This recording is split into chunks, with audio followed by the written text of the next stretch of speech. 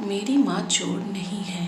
पत्नी बार बार माँ पर इल्ज़ाम लगाए जा रही थी और पति बार बार उसे खामोश रहने को कह रहा था, लेकिन पत्नी चुप होने का नाम ही नहीं ले रही थी।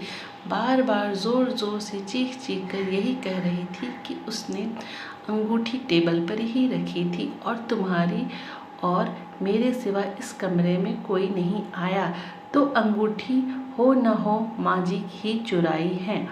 बाद जब पति की बर्दाश्त से बाहर निकल गई तो उसने अपनी पत्नी को ज़ोरदार थप्पड़ जड़ दिया। अभी 3 महीने पहले ही तो उनकी शादी हुई थी।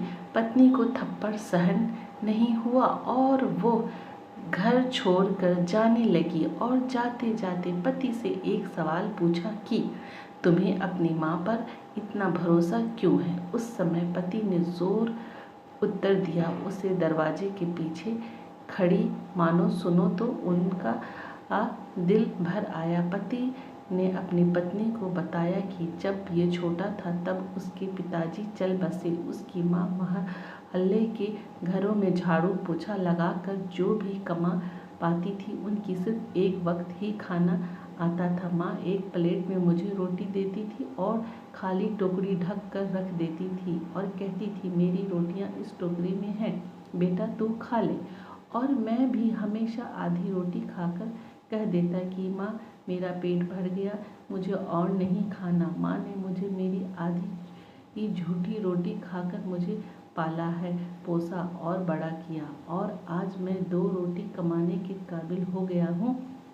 लेकिन ये कैसा भूल सकता हूँ कि जिस माँ ने अपनी उम्र के उस हिस्से में अपनी ख्वाहिशों को मारा है, वो माँ आज उम्र के इसमें मैं कैसे अंगूठी की भूखी होगी, ये मैं सोच भी नहीं सकता। तुम तो सिर्फ 3 महीने से मेरे साथ हो, मगर मैंने तो माँ को कठोर परिश्रम को बचपन से देखा है। ये सुनते ही माँ की आंखों में आंसू छलक उठे। वो समझ नहीं पा रही थी कि बेटा उसकी आधी रोटी का कर्ज चुका रहा है या अपने बेटे की आधी रोटी